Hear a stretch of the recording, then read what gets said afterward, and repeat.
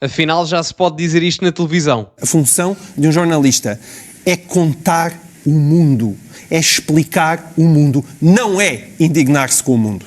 Não é querer endireitar o mundo, não é querer salvar o mundo. Portanto, parem, se querem fazer moral, vão para padres. Calorosas saudações e João Miguel Tavares, no seu habitual espaço de comentário no programa cujo nome ele está legalmente impedido de dizer, referiu e fez uma análise relativamente à questão dos jornalistas e dos comentadores na atualidade.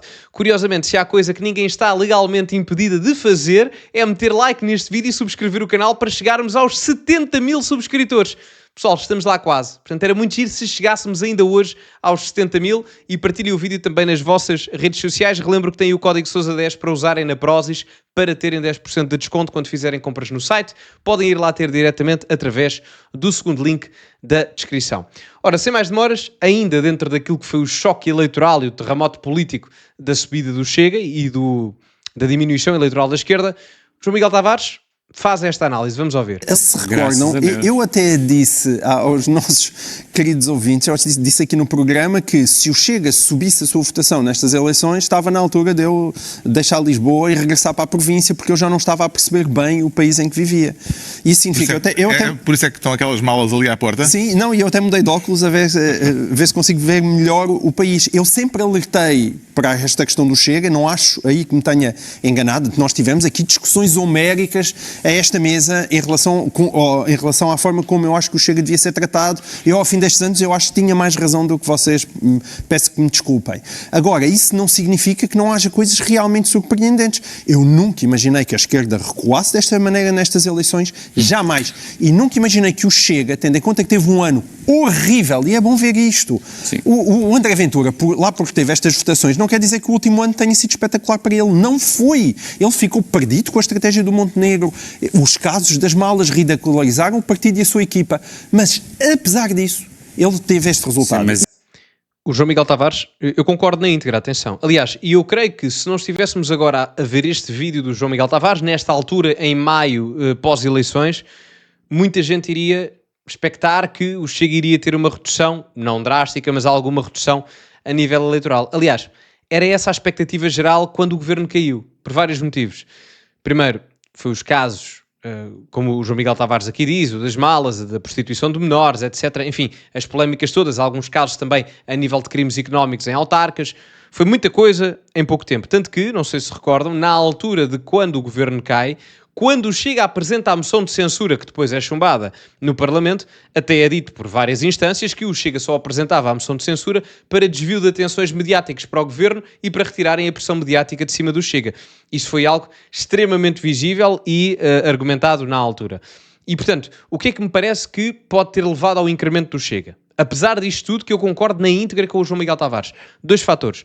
O primeiro é que as 2 semanas finais de campanha foram muito fortes para o Ventura. Muito fortes. Primeiro, o ano passado o Chega apostou muito na campanha do digital, garantindo o voto jovem.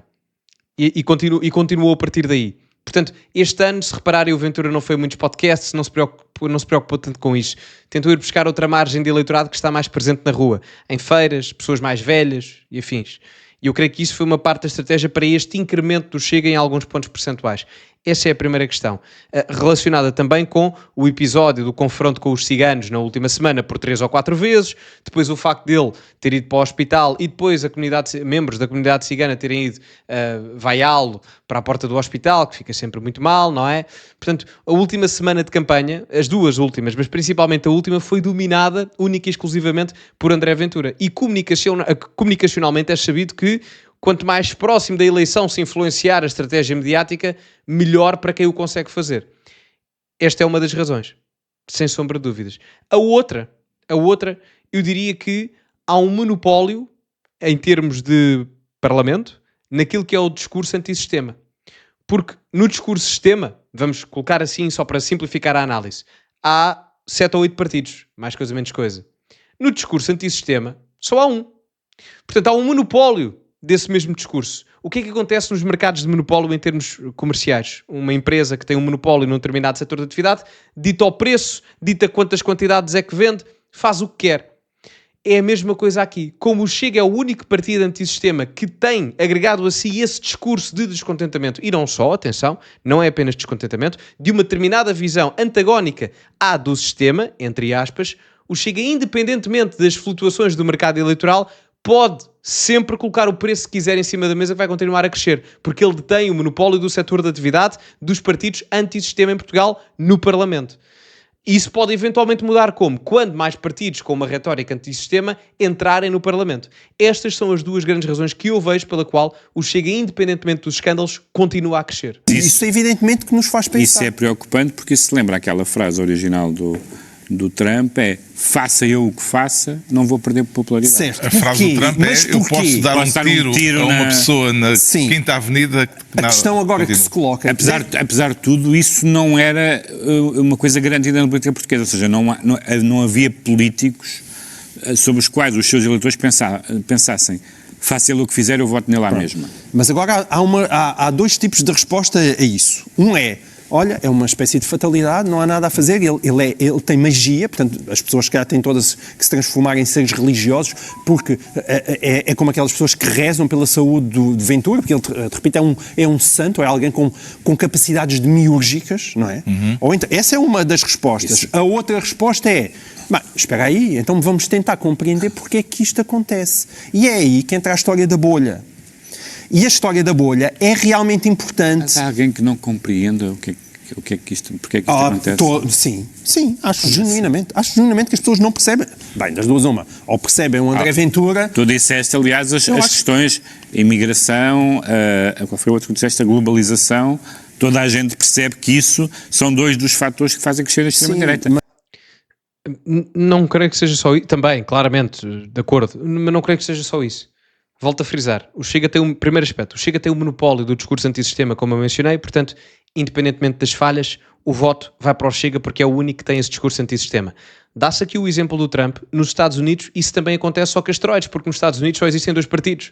Portanto, o discurso anti-establishment estará sempre agregado ao Trump, quer ele faça coisas muito boas, quer ele faça coisas muito más, pessoais ou a nível político. Portanto, até o exemplo perfeito para justificar o argumento que eu estava a dar. Segundo aspecto, o André Ventura, independentemente de se gostar dele ou não, isso é completamente indiferente. Mas o André Ventura é muito bom. Intelectualmente, ele sabe perfeitamente o que é que está a fazer. Até a nível académico estamos a falar de alguém com bastante credibilidade nesse aspecto e que em termos de oratória é provavelmente dos melhores políticos no 25 de Abril. E isto não tem nada a ver com questões ideológicas. José Sócrates também era dos melhores políticos em termos de oratória. Vocês, como sabem, eu não tenho assim grande simpatia pelo mesmo. Rui Tavares é muito bom intelectualmente. Alexandre Leitão, a meu ver, também é uma excelente líder parlamentar. O que acontece é que, no caso destes três exemplos que eu dou, esses méritos foram e são reconhecidos a esses mesmos políticos que eu acabei de enunciar aqui. No caso de Ventura, foi constantemente descredibilizado em todos os aspectos. E isso cria uma revolta no eleitor que se revê em muitas ou algumas das coisas que o André Ventura diz. E essa revolta gera fidelidade, porque é nós contra todos. Quem quiser entender isto, vejam as conferências de imprensa de um treinador de futebol que saiba utilizar jogos mentais. Isto é, José Mourinho. Coloca a pressão nele, se o atacarem a ele, os jogadores e quem está com ele, vai sentir um apego cada vez mais forte, porque é o jogo psicológico a funcionar. E Ventura faz exatamente a mesma coisa que Mourinho, só que na parte política. Não sei se compreendem a analogia, quem gosta de futebol se calhar vai perceber. Coloca a pressão nele para depois o apoio e a fidelização ser mais forte. Isto resulta num plantel com 23 atletas, resulta de maneira diferente, mas com resultados similares, com o eleitorado de 1,5 milhão de pessoas. Presumo que esta também possa ser outra questão. Não me surpreende que seja. Comentem aí nos comentários se faz sentido, quem for apoiante do Chega, quem não for, mas comentem se acham que faz sentido. Literalmente toda a gente tenha pensado 2 minutos sobre o assunto. Sim, mas antes disso já existia o ERCT, que não era o ERCT na toa, o PNR dizia a mesma coisa. Por isso é que... Portanto, vem uma figura que é capaz de concentrar essa indignação. Com todo o respeito. Portanto, a pergunta é, o que é que essa figura tem que as outras não têm? Com todo o respeito para o Sr. Karl Marx, aí tem a ver com o facto de a história não ser feita pelas massas, mas pelos indivíduos. Com certeza, mas... Só um pormenor. O ERC e o Chega são diferentes, ideologicamente. Um numa vertente de nacionalismo cívico, mais moderada, outro mais numa questão de nacionalismo identitário, aí sim, já mais similar àquilo que cientificamente se assemelha à extrema-direita, não é? Então, aqui há alguma diferença e, em termos de qualidade política, o André Ventura tem mais qualidade política do que propriamente o líder do ERC atual ou o anterior, não é? Portanto, isso parece-me inegável do ponto de vista de quem analisa e isso repercute-se em termos de resultados. Não tem a ver com gostar ou não é disso que se trata. Estamos aqui a falar da qualidade política enquanto de quem adquire resultados, partindo do zero. E aí, os números, gostando ou não, isso não é essa a questão. E os números não vão mentir. O que é que este indivíduo tem de particular? E é aí que eu acho que a bolha falhou drasticamente e continua a falhar. E isso tem muito a ver com aquilo que é o papel dos jornalistas e dos comentadores. Não tem a ver com o papel do Ricardo. As pessoas acham que o Ricardo, porque faz umas entrevistas, de repente é uma espécie de jornalista. Infelizmente, como os próprios políticos agora só vão a programas como o do Ricardo, a culpa também é dos políticos. Ele não está a fazer jornalismo, nem nunca achou que estivesse a fazer jornalismo. Okay? Mas os jornalistas e os comentadores falharam grandemente. Porque a função de um jornalista, e eu fico aqui esta pedagogia, já percebi, estás com aquele ar de quem quer avançar. Não sei se querem falar de mais coisas. Sim, se quiserem ficar aqui, ficamos... eu acho que é mesmo importante. A função de um jornalista é furar bolhas.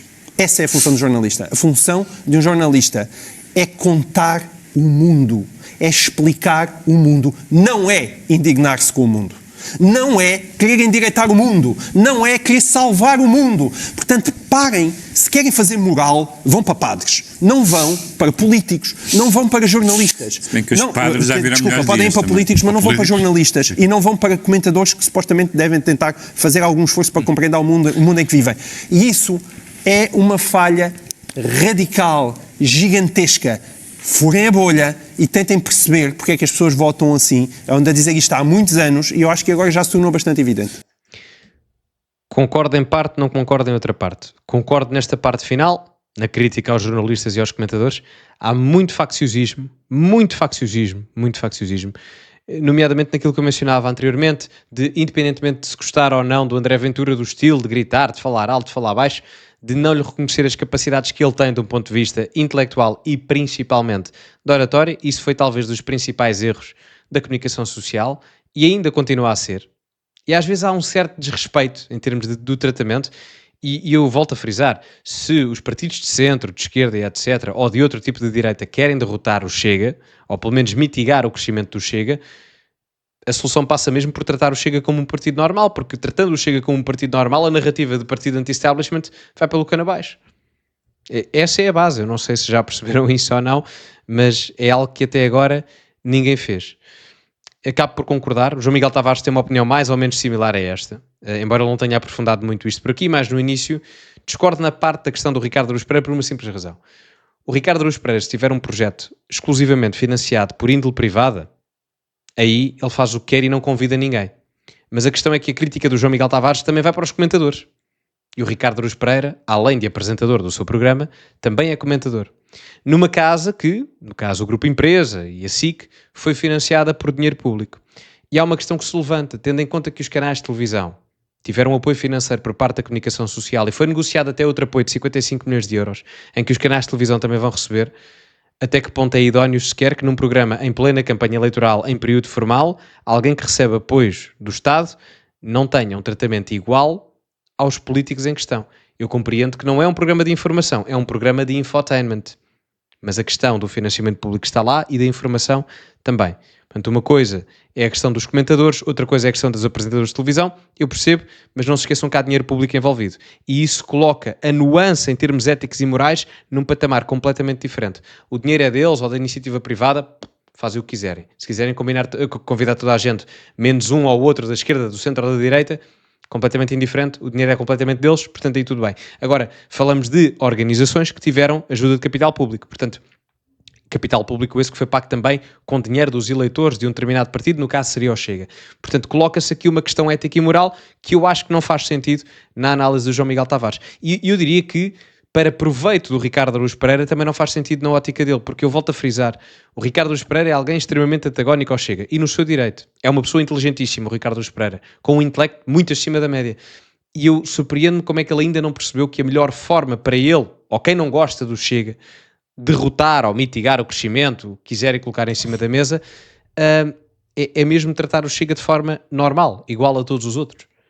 Portanto, o melhor que o Ricardo Araújo Pereira tinha a fazer era convidar o Ventura. E digo-vos já, discordâncias políticas que eles tenham à parte, e ideológicas que obviamente tenham, ia ser uma conversa extremamente interessante. Extremamente interessante.